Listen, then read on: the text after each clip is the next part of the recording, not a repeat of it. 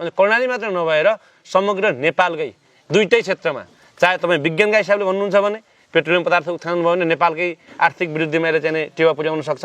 टुरिज्मको हिसाब दृष्टिकोणले हामीले हेऱ्यौँ धार्मिक गन्तव्यका रूपमा धार्मिक एउटा पर्यटकीय गन्तव्यको रूपमा हामीले यसलाई चाहिँ अगाडि बढाउन सक्यौँ भने यहाँ कम्तीमा पनि हजारौँ मान्छेहरूले यहाँ चाहिँ स्वरोजगार पाउनुहुनेछ युवाहरूले।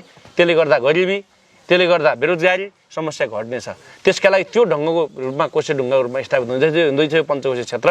यसमा अब बजेटिङ हुँदैछ स्थानीय प्रदेश र केन्द्र तिनै तहका सरकारहरूले हामीलाई केही पनि चाहिएको छैन।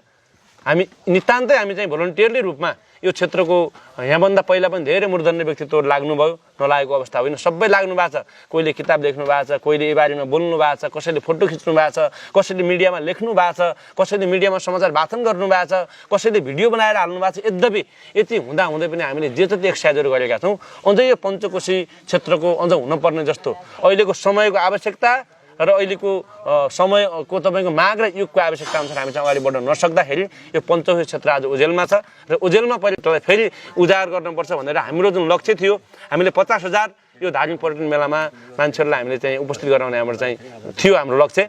तर विविध कारणले गर्दा मौसमी कारण जिल्लाभित्र पनि थुप्रै महोत्सवहरू आयोजनाहरू भएको परिस्थिति रहेछ। तर हामीलाई त कस्तो लाग्यो भन्दाखेरि पछि हामी त देवी देवताको काम गर्न लागेको, हामी त एकचोटि ब्याक पनि हुने कि भन्ने स्थितिमा पुगेका थियौँ 10-11 गतेतिर आइपुग्दा। तर मैले अथवा हाम्रो टिमले के भन्यो भन्दाखेरिमा हामीले के भन्यो भन्दा अब ब्याक हुनुहुन्न, यो हाम्रो देवी देवता अरू जस्तो महोत्सव होइन, यो पञ्चकोशी धार्मिक पर्यटन मेला स्कन्द पुराण जहाँ सिक्किमबाट 18 वर्षीय कथाबाजीका कीर्ति किशोरीलाई हामीले यहाँ चाहिँ उपस्थित गराइसकेका छौँ, गराउने हाम्रो डिल भइसकेको छ, फाइनल भनेपछि सम्झौता भइसकेको छ भनेपछिमा यो देवी देवताको काममा हामीले खेलाँची गर्न हुँदैन। जे हुन्छ कि पञ्चकोशी देवताले यो ज्वालाले कि उकास्नुहुन्छ कि पचाउनुहुन्छ, जे छ उहाँकै हातमा छ भनेर हामीले अगाडि बढाएको स्थिति हो। र त्यो बढाउँदै गर्दाखेरि हामीले 50,000 त गर्न सकेनौँ, तर 20,000 देखि 25,000 मान्छेहरूलाई हामीले चाहिँ पञ्चकोशी क्षेत्रमा चाहिँ भित्र्याउन चाहिँ सफल भएका छौँ। नम्बर 1। नम्बर दोस्रो, यसको मुख्य लक्ष्य भनेको पञ्चकोशी क्षेत्रको प्रचार प्रसार गर्ने र